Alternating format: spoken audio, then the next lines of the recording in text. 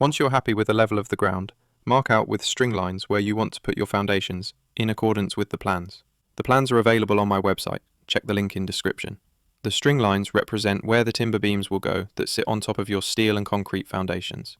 Mark it out and get it square by using Pythagoras' theorem for a right angle triangle.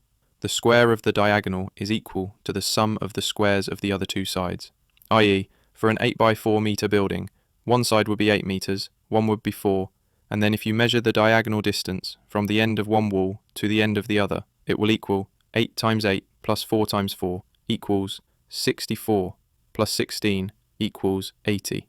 The square root of 80 is 8.944 meters. So if your walls are exactly at right angles to each other, then that's what the measurement will be. You can also use the 3-4-5 rule to get a right angle. Measure 3 of any unit, e.g. meters, on one wall and mark it, then measure 4 on the other and mark it. The diagonal distance between the marks needs to be 5 if the walls are at right angles. Some people also use a sheet of Celotex to get the correct angle. Any of these are sufficient, and having the walls exactly at right angles isn't as important for the build as having your foundation threaded poles all cemented vertically and in a straight line along the string line. You want to use some sort of pole or stake to attach your string lines to, and make sure you drive them deep enough so that they don't move out of place if the string is snagged or tripped over. I used the metal poles I had left over from a broken gazebo, as well as some 32mm plastic pipe. Both worked fine.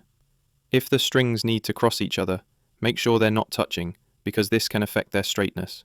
And at the corners of the building, you need to extend the lines a bit further, or the pole will be in the way of where you need to dig. Start with marking out the square shape of the building, with the strings for the base perimeter timbers, and then add other strings across to mark where the base interior timbers will go. Think carefully about how the dimensions of the base timbers will align with the plywood sheets for the flooring if you're using full sheets, because you will need to be able to screw or nail into the joists all the way around the edges of the sheets. But if you're using tongue and groove flooring, this isn't so important because it doesn't matter if the sheets don't line up with the joists, because they're glued together, so act as one big sheet for the whole floor.